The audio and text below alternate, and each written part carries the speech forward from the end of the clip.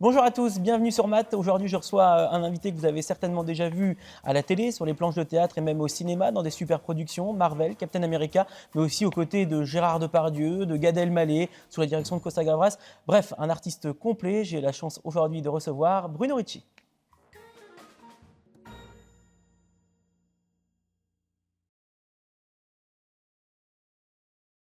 Bruno Ricci, bonjour. Bonjour. Merci d'avoir accepté l'invitation, d'être avec nous aujourd'hui sur le plateau de Math.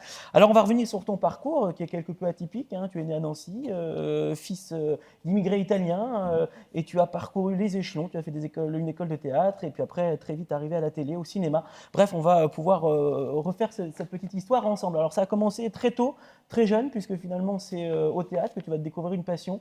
Et ce théâtre, tu l'as découvert à travers le collège, à travers les activités qui étaient proposées au collège. Oui, c'est un comédien qui est venu nous présenter son métier au collège et ça m'a tout de suite intéressé. Parce que tu connaissais pas du tout avant cet Non, univers-là. non, C'était pas non, un univers qui était familier. j'étais jamais allé au théâtre et mes parents, d'origine très modeste, avaient autre chose à faire que de nous emmener au théâtre. D'ailleurs, mon père disait que le théâtre, c'est pas pour nous. Oui, Et parce qu'on imagine le théâtre tout de suite un peu pour la bourgeoisie, pour ces gens qui sont oui, érudits, alors oui. que finalement, Non, tout le le monde peut y théâtre, aller. c'est pour tout le monde, il suffit juste d'y aller au théâtre. Et donc je découvre ce métier, avec curiosité il propose un atelier, j'y vais, et à partir du moment où j'ai mis les pieds sur un plateau, une scène de théâtre, je m'y suis senti à ma place. Parce que, Tellement à ta place que tu as manqué quelques cours aussi à l'école. oui, j'ai Hein, manqué tellement quelques c'était une cours parce passion qu'après j'allais répéter, on la répétait les nuit. soirs et la nuit, et donc j'avais un petit peu de mal à me réveiller, et quand je me réveillais, je dormais en classe parce qu'il fallait Bah que je forcément, récupère tu un pouvais pas. déficit de sommeil. Ben oui. Donc là, ça démarre au collège. À partir Ouais. de ce moment-là, à quel moment tu te dis, je vais en faire mon métier?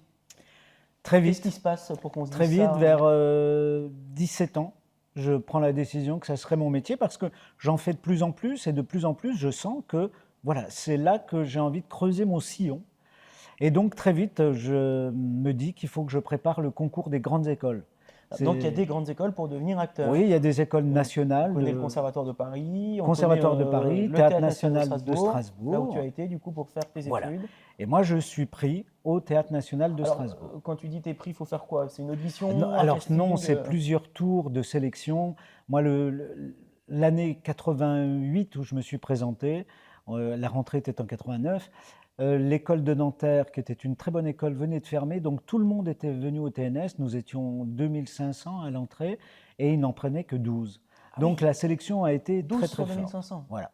Donc il Donc il y faut a mériter sa plusieurs place, hein. tours de sélection et le dernier tour, c'est un stage probatoire d'une semaine où on passe avec tous les professeurs, mais les professeurs de chant, de danse, C'est ça, parce qu'on n'apprend pas que le théâtre, d'aïkido. il y a Non, plusieurs. il y a tout ce qui est corporel, technique, etc., etc. Et à l'issue de ce stage probatoire, ben, ne sont retenues que 12 personnes. Et donc là, quand tu as été retenu, tu t'es dit, ça y est, je peux enfin, Ben, je peux j'ai me été dire, pris et je je vais suis. apprendre ce métier qui me passionne Voilà, mais ça faisait déjà 7 ans que je prenais des cours privés et que depuis je le collège préparais. Oui. Et jusqu'à cette étape-là. je préparais ce concours d'entrée. Et je me disais, enfin, me voilà comédien-élève dans une grande école. Et là, ça dure combien de temps la formation? La formation dure 3 ans et c'est de 9 heures du matin à 23 Et heures. 3 ans, on passe par les plus grands classiques évidemment du On théâtre. part du théâtre grec pour arriver au théâtre contemporain en essayant de couvrir tout le théâtre avec tous les 2 mois un metteur en scène en exercice qui vient créer une pièce avec nous. Et nous sommes formés en même temps que les régisseurs, son, lumière, plateau et la décoration. Et ainsi, on a une vue d'ensemble Du métier, de ce qu'est de ce qu'est un plateau effectivement. de théâtre. Ce n'est pas uniquement les acteurs, le plateau de théâtre, il y a tous Et ceux qui parmi œuvrent ces ailleurs. profs-là que tu as eu au TNS, il y en a un qui a particulièrement compté pour toi, qui voire même a peut-être changé ta vie, en tout cas changé le regard que tu as aujourd'hui sur la vie et sur les choses. Il s'appelle Fernand, c'était ton prof d'aïkido, puisqu'il y avait effectivement le sport aussi dans l'enseignement qui vous était proposé. Qu'est-ce qu'il a fait, Fernand? Qu'est-ce qui s'est passé avec lui?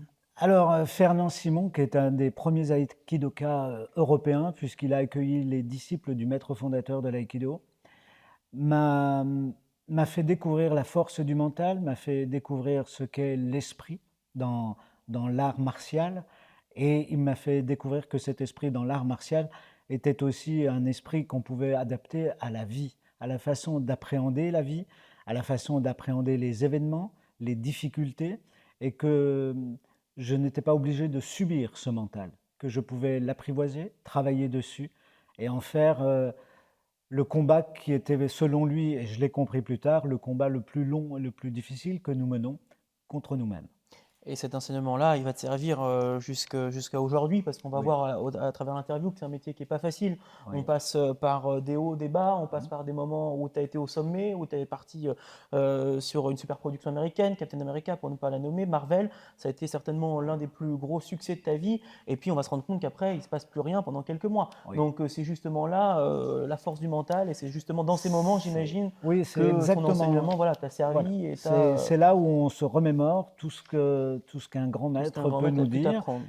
Mais après, la difficulté, c'est de le mettre en pratique. Eh ben, c'est sûr. Et puis se dire aussi que voilà, ce métier, c'est peut-être à ce prix-là qu'on le paye, le luxe de se dire je ne vais pas travailler, mais je vais jouer. Donc c'est quand même pas mal. C'est vrai. C'est-à-dire avec des hauts, des bas. Et on ne fait pas ce métier pour être riche et célèbre. Ça, tu l'as toujours dit, effectivement, c'est un Voilà. métier qu'on fait par passion, par Ouais. conviction, par Ouais. quelque part quelque chose qui s'impose à soi-même. C'est l'artistique, hein, donc c'est pas quelque chose effectivement qui est voilà. Autant il y en a qui savent qu'ils veulent être médecin, autant comédien, Ouais. artiste, c'est quelque chose qu'on découvre et dans lequel voilà, on a envie de persister parce que Ouais. il y a une forme de oui de passion. Exactement. Et Euh, puis, c'est un métier où tout ne dépend pas de nous. Moi, je dépends du désir du réalisateur de travailler avec moi, du désir du metteur en scène de travailler avec moi. Et puis, c'est vrai, il y a des fois, on est dans la lumière et pendant 2, 3, 4 ans, on n'arrête pas d'avoir des propositions, etc. Et d'un coup d'un seul, tout s'arrête. tout s'arrête. Et on ne sait pas pourquoi. On va y venir, on va revoir un petit peu avec toi ton parcours, qui est un parcours voilà, assez atypique, parce qu'effectivement, tu viens de Nancy, on n'est pas à Paris, on n'est pas dans cette capitale où on grouille les castings, etc. Et malgré ça, tu as réussi à accéder quand même aux castings les plus prestigieux, à savoir celui de Captain America, mais pas que, puisque Ouais. effectivement, tu sors du TNS. Là, pour le coup, s'enchaînent les tournées au théâtre, puisque c'est quand même ta formation principale. Tu as joué dans Les Jumeaux Vénitiens, une tournée qui a remporté des Molières, où il y a eu des centaines de dates en France. Et puis après, petit à petit, tu vas vers la télévision et là, on a un rôle qui va marquer ta vie, qui va être le début finalement de peut-être ta carrière télévisée. On va parler de Frères et Flics. Frères Ouais. et Flics qui était réalisé à l'époque par Bruno Gantillon, où tu avais le premier rôle Ouais. avec un autre comédien, Thierry Fortino, Thierry oui, Fortino, qui est décédé maintenant. exactement. On tourne pendant 3 mois à Nice. Je n'étais pas Mais là, c'est connu. le premier rôle, hein, C'est vraiment, oui, nous étions les 2 premiers rôles de cette série qui comptait 6 épisodes. Et Bruno Gantillon voulait absolument que ce soit moi. Donc, il m'a mis dans tous les essais avec les seconds rôles, etc., pour que la chaîne, puisque la chaîne est l'ultime décideur de la validation du casting. C'est-à-dire que même le réalisateur, il te dit, moi je veux que ce soit cet acteur. Si Oui, la chaîne dit non, on préfère un autre, voilà. c'est pas le réalisateur Oui, parce que qui a le souvent, dernier mot. exactement, parce qu'une chaîne, ben, elle veut Ouais. faire de l'audience. Et Ouais, faut qu'il je y ait des n'étais noms, pas des choses connu. qui. Ouais. Donc, on monte, vous voyez, dans tous les films, téléfilms, etc., il y a des têtes d'affiche qui attirent le public et donc qui Mhm. font faire de l'audience au téléfilm. Là, moi, je n'étais pas connu. Thierry était beaucoup plus connu que moi. Mais Bruno Gantillon voulait absolument, absolument. Donc, il m'a fait faire. Donc, du coup, pendant les essais, les distributeurs, les diffuseurs, qui étaient France 2, bah, s'est habitué à ma tête. Et du coup, ils n'ont pas remis en Ils n'ont question. pas remis en question Voilà. ta notoriété qui était à l'époque Proche de faible, puisque zéro. c'était les débuts. Ben, c'est normal, C'était proche de il faut zéro. bien commencer à un moment donné. Bah oui. Donc là, les tournages s'enchaînent. Oui. Et puis, au cours de ta carrière, quelques années plus tard, tu vas commencer à fréquenter des têtes d'affiche. Tu vas pouvoir avoir la chance de partager le plateau avec des gens comme Gérard Depardieu, Oui. qui est un petit peu dans la tourmente en ce moment, mais enfin à l'époque, on parle de ça, c'était déjà il y a 10 ans. Qu'est-ce que ça fait quand on se retrouve à côté de Gérard Depardieu, qui est Le- aussi imposant oui. physiquement que Oui. j'imagine Et puis que je considère comme notre Marlon Brando à nous, un des c'est-à-dire un plus grands acteurs monstre français. du cinéma, Ouais. oui, bien sûr. D'abord, ça m'a mis énormément de trac. Et puis très vite, ça s'est très bien passé entre lui et moi. On est devenus très Alors proches. comment ça se passe? Tu arrives sur le plateau et puis tu dis bonjour Bruno. Ben voilà, et très vite, on s'est bien entendu, mais aussi parce qu'il a vu que, et il m'a dit Ricci, c'est italien, il aime l'Italie, tout ça. Donc très vite, on Vous avez s'est. bien aimé la gastronomie italienne, je sais. Oui. Et donc très vite, on a été sur un plan très amical, très chaleureux. Et je me souviens de la première fois où il m'a dit, bon, allez, viens, on va aller manger ensemble. Et on est allé manger ensemble au restaurant, et je me souviendrai toujours de cette première commande, 2 poulets, 2 litres, et toi, qu'est-ce que tu prends? Bon. Excellent. Et Donc puis là, après, ouais. j'ai eu des moments très intimes avec lui où il m'a parlé, c'est vrai, de son fils, mais il m'a aussi parlé de la littérature russe, comme rarement j'en ai entendu parler. Il m'a parlé de Saint-Augustin, etc. C'est un homme très complexe, Depardieu, et avec des facettes multiples, mais d'une très très grande profondeur, contrairement à ce qu'on pourrait croire. Oui, c'est-à-dire que voilà, toi, tu as eu la chance de partager des moments Oui, presque intimes avec, où vous avez eu des conversations, des choses oui. où il a évoqué effectivement la mort de son fils Guillaume, Mm. qui restera une déchirure et certainement il ne s'en remettra jamais. Et puis à la fois de le côtoyer artistiquement, de pouvoir tourner avec, et je crois que ça a été un super Bah, souvenir. c'est un monstre de talent qui nous force à l'écouter, à l'admirer et qui nous donne finalement beaucoup de talent, quoi. Et on se sent petit, je pense, quand on est à côté, Ouais. dans tous les sens du Oui, terme. c'est un animal. Bah oui. Et après tout ça, donc il se passe encore d'autres films, évidemment. Il y a un moment donné, tu vas arriver sous la direction de Costa Gavras, qui est quand même aussi un monstre du Ouais, cinéma français en tant que réalisateur cette fois-ci. ouais. Qu'est-ce que ça fait d'être sous la réalisation Pareil, d'un réalisateur beaucoup d'admiration, beaucoup d'humilité. J'essayais vraiment d'être le plus professionnel possible et en même temps le plus décontracté possible pour pouvoir lui proposer vraiment être au plus près de ce qu'il recherchait. J'avais beaucoup de scènes avec Gad Elmaleh, c'était le Alors comment film il est, Gad Le Elmaleh Capital. Ça s'est très bien passé, on n'a pas été Il est aussi intime. drôle dans la vie que dans le Non, privé, parce que souvent on dit oui, que dans le les humoristes, privé, voilà, ils sont plus un tout petit réservés. peu quand on était en loge, mais je veux dire, bon, voilà, il essayait de faire son boulot du mieux possible parce que tout le film reposait quand même un peu sur Sur lui. lui. Donc, je pense qu'il a eu beaucoup de pression et c'était un film qui le sortait totalement de ce qu'il savait faire. On n'était pas du tout dans la plaisanterie, là. Donc oui, ça demandait, je pense, beaucoup Beaucoup d'exigences de sa d'exigences pour part. lui, il était dans un rôle qu'il n'avait pas forcément Oui, l'habitude absolument. de faire.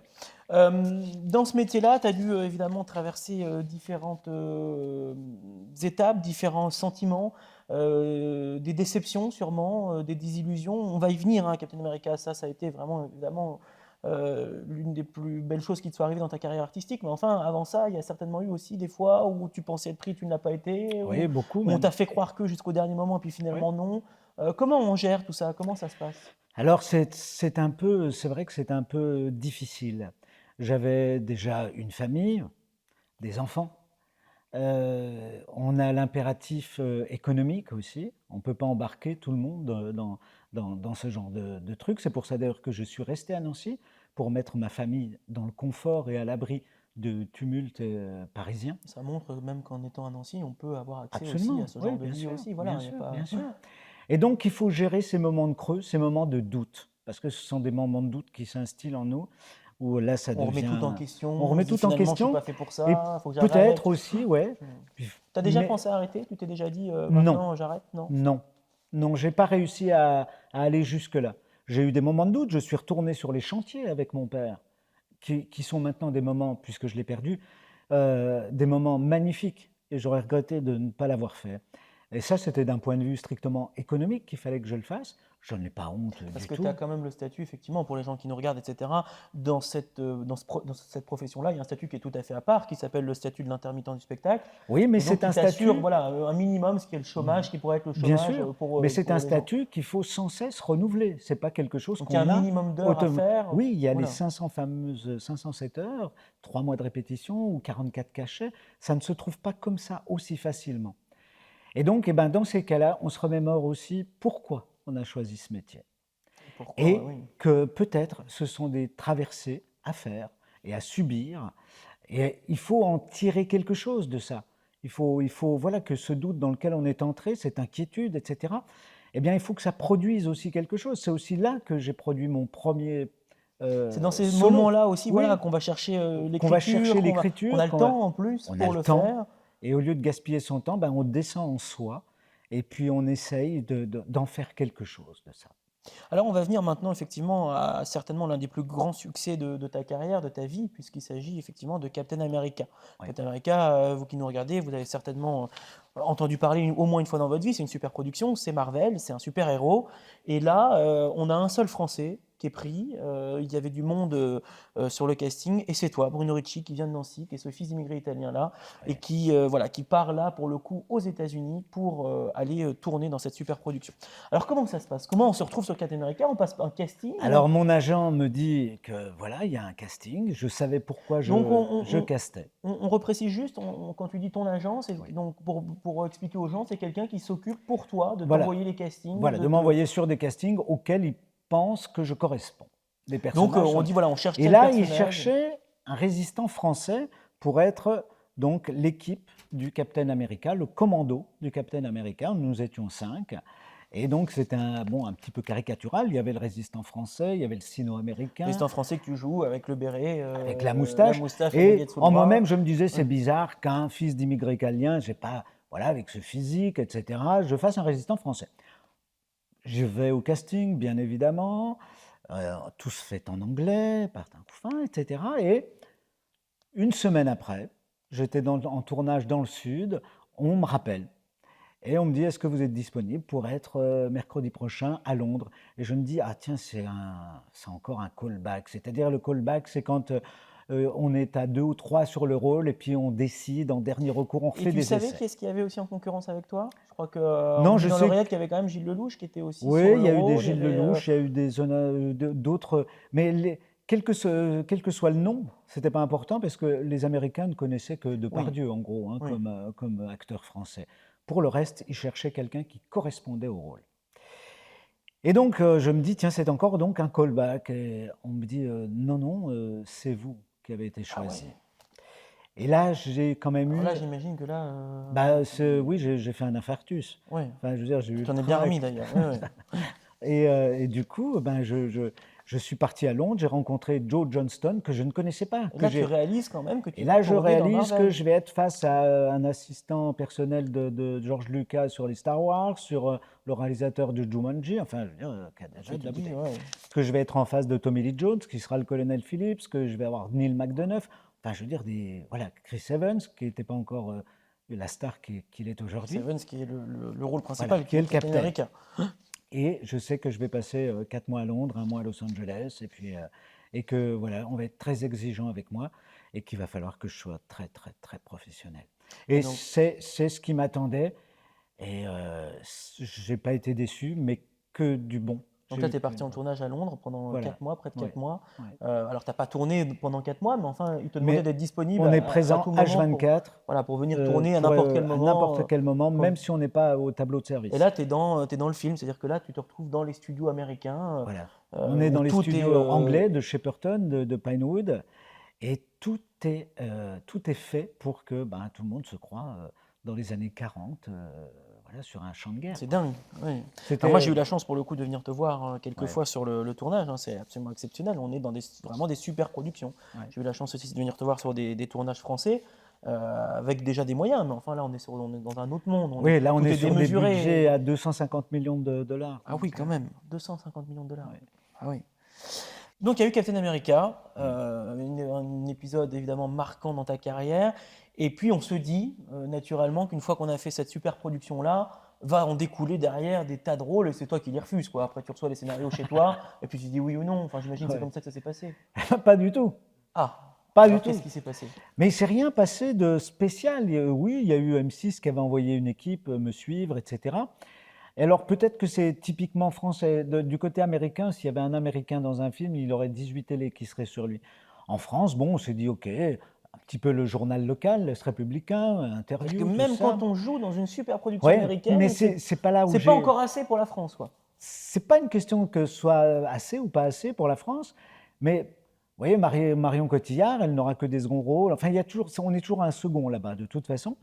Et puis, c'est pas là où j'ai pu artistiquement exprimer tout ce que j'avais envie d'exprimer. C'était un film d'action, hein, le Capitaine Américain. Donc effectivement, au cinéma, tu n'as peut-être pas eu ces rôles que tu espérais, mais enfin, au théâtre, tu as quand même eu des rôles tout à fait pour toi intéressants, à savoir Pépino qui était Ton seul en scène où tu retraçais l'histoire de ta famille, qui était un succès phénoménal. Et puis on a eu aussi cette pièce qui pour le coup a marqué un peu les esprits et surtout encore plus les gens qui se sentaient concernés, à savoir le monde de la justice. Comparution immédiate qui a été quand même un texte de Dominique Simoneau, hein, qui est aujourd'hui contrôleur général des prisons en France. Comparution immédiate, c'était, j'imagine, pour toi un rôle intéressant. Voilà, ça a été comparution immédiate. Il y a eu 2 solos dessus, hein, comparution immédiate 1 et 2. Et ça a été, oui, une expérience absolument formidable. Ça m'a permis d'aller travailler en prison, de rencontrer aussi des ministres de la Justice comme Belloubet, comme Christine Taubira. C'était Comme, quoi comparution immédiate pour ceux qui nous Alors, regardent? comparution immédiate, c'était les chroniques de Dominique Simoneau qui paraissaient dans le Canard enchaîné et dont j'interprétais tous les personnages. Le juge, l'expert judiciaire, le Il y avait prévenu, combien de personnages l'avocat. là, Il y avait 110 personnages à peu Ah près ouais. qui se parlaient tout le temps. La veille, il a flanqué une baffe à un passant qui lui refusait une cigarette. Je regrette. J'ai agi comme ça. J'ai pas réfléchi. Voilà un comportement violent, sauvage, tempête le procureur. Et donc, c'était juste un état de la justice en France. Donc, à chaque fois, Dominique, qui m'accompagnait à ce moment-là, elle n'était pas encore contrôleuse, connaissait tout le monde judiciaire. J'ai eu Dupond-Moretti, Leclerc, Herzog, enfin tout le monde, tous les grands sont venus là. avocats, ouais. Mais c'est surtout que ça donnait lieu à des débats, et des débats d'une richesse exceptionnelle. Et j'ai découvert tout ce monde de la justice, du détenu jusqu'au magistrat, et j'ai pu faire dialoguer ces gens-là ensemble et faire découvrir aussi au public qui venait voir, puisqu'on suivait souvent par un débat, ce qu'est la justice, leur manque de moyens, leurs espoirs, leurs catastrophes, enfin tout, quoi, tout ce qui concerne la justice humaine de Et notre malheureusement, pays. effectivement, ce spectacle s'est vu s'arrêter puisqu'on a connu la crise du Covid, Exactement. qui est venue évidemment impacter les salles de spectacle, les Ouais. tournées qui étaient en cours, etc. Tu t'es vu d'ailleurs faire annuler un certain nombre de spectacles, mais enfin, on revient à ce que tu disais tout à l'heure, c'est aussi dans ces moments-là de doute où il se passe plus grand-chose, etc., qu'on peut créer. Et là, il y a une idée qui t'est venue, Cyrano Coaching. Cyrano Coaching, ça a été Oui, une idée qui est née pendant le Covid. oui. Et qu'est-ce que c'est Cyrano Coaching? Cyrano Coaching, j'ai eu envie de transmettre tout ce que j'ai appris, c'est-à-dire l'aisance, l'éloquence, la gestion du stress, et je l'ai mis au service de la prise de parole en public. Parce que oui, quand on fait de la prise de parole en public, on subit plein de modifications dues au stress. Et si on ne sait pas gérer ça, eh ben, on est à 20, 30, 40% de ses possibilités. Alors que Donc ça, si on s'entraîne un tout petit peu et qu'on comprend ce qui se passe, ben, on perd 3%. ça s'adresse à des chefs d'entreprise, mais aussi À à tout le monde, aux élèves qui vont élèves que passer tu des formes. examens, à des médecins qui font des conférences, à des ingénieurs qui vont demander des budgets, à tous ceux qui se retrouvent au moins devant une personne. Et dans tout ça, du coup, on a parlé effectivement des films, du théâtre, du cinéma. Il y a une question qu'on n'a pas évoquée et qui m'intéresse personnellement aussi. On gagne combien quand on est acteur? Comment ça se passe? Est-ce qu'effectivement les cachets dépendent du rôle? Est-ce que, Oui, les cachets dépendent du rôle, dépendent de la notoriété. Alors, il est évident que j'ai gagné beaucoup d'argent quand j'étais sur le Capitaine, mais dans ce métier, on ne sait jamais quand on va en regagner. Donc, il faut savoir gérer l'argent. Et ça me rappelle d'ailleurs une anecdote. Quand j'ai fait la première série, Le Frère et Flic, oui, j'avais gagné beaucoup d'argent pour l'époque. Et là, j'ai flambé un petit peu. Donc, l'argent est parti très vite. Et après, il a fallu. C'est ça là aussi la c'est la difficulté difficulté du aussi du métier? C'est-à-dire métier, quand on en gagne c'est qu'on beaucoup, en il faut gagne, savoir en mettre et de puis il faut côté. savoir en mettre Mm. de côté. Il faut pas s'enflammer, et parce que on ne sait pas quand est-ce qu'il va y avoir un deuxième contrat, un troisième contrat, un quatrième Et ça contrat. marche comment à la télé? C'est-à-dire que vous êtes les acteurs, vous êtes payés à la journée? Toi, Alors si j'ai 3 jours, je suis payé à la journée. c'est-à-dire que Si tu as un montant fixe pour chaque par jour de jour, ouais. tournage. Si j'ai 2 mois, je suis au Et forfait. ça, une fourchette, ça représente quoi, par exemple, C'est entre 1000 et 2000 euros jour, jour? Et on parle en net ou en brut? brut. En brut. Donc voilà, vous savez au moins à peu près ce que gagne un acteur aujourd'hui en France. Si tu avais un conseil à donner aujourd'hui à un jeune qui veut se lancer dans ce métier-là, qu'est-ce que tu lui dirais face caméra Je pour dirais, l'aider, pour ne lui donner... faites pas ce métier pour devenir riche et célèbre. C'est les deux plus mauvaises, vraiment les deux plus mauvaises raisons de le faire. Faites ce métier parce que vous ne pouvez pas faire autrement, vous ne pouvez pas faire autre chose. Et puis, vous allez vous attaquer à quelque chose qui est précaire. Vous n'allez pas pouvoir peut-être le- comment en profiter tous les jours, mais accrochez-vous. Et si vous avez quelque chose à faire dans ce métier, vous aurez une place. Eh ben voilà, c'est dit. Vous savez ce qu'il vous reste à faire. On a parlé cinéma, on a parlé télé, on a parlé théâtre, et il nous reste un sujet à aborder, c'est la littérature, puisque tu as eu le courage d'écrire un livre qui s'appelle Rêver grand ou l'éloquence de la tomate, édité aux éditions ETT. Ce livre, tu l'as écrit par conviction, par envie, Oui, je venais de perdre mes parents. Et le fait d'écrire sur eux, d'écrire sur ce qu'ils me racontaient, sur tout ça, me faisait passer des après-midi entières avec eux. Parce que le fait de les convoquer par l'imaginaire, bah, je les avais encore un tout petit peu à côté de moi. Et ça me permettait de raconter une histoire dont il y a une petite partie fictionnelle dedans. Très Mais vite, cette histoire, si on devait résumer le alors livre. c'est très vite l'histoire, c'est l'histoire de mon père qui, dans son petit village pittoresque où il vivait avec ma mère et mes deux frères et mes deux sœurs qui sont nés là-bas, pas moi, c'était raconter un petit peu leur vie à partir du moment où lui, sa sœur est partie aux États-Unis, qu'il ne reverra que 30 ans plus tard, sa condition de vie de paysan là-bas, d'agriculteur au service de grands propriétaires terriens, jusqu'au moment où il décide de quitter l'Italie pour venir s'installer en France. Mais il y a un petit anicroche qui va faire que c'est là où ça devient fictionnel. Il ne va pas partir tout de suite. Bon, eh ben comme ça, il ne vous reste plus qu'à lire pour connaître la fin de cette histoire. Merci beaucoup d'avoir répondu présent, d'avoir été avec nous aujourd'hui sur Math. Nous, on se retrouve bientôt pour les prochains épisodes. N'hésitez pas d'ici là à surtout partager cette vidéo, à la liker, à nous envoyer vos questions que vous voulez qu'on pose aux prochains invités. Et on se retrouve très bientôt. Merci beaucoup.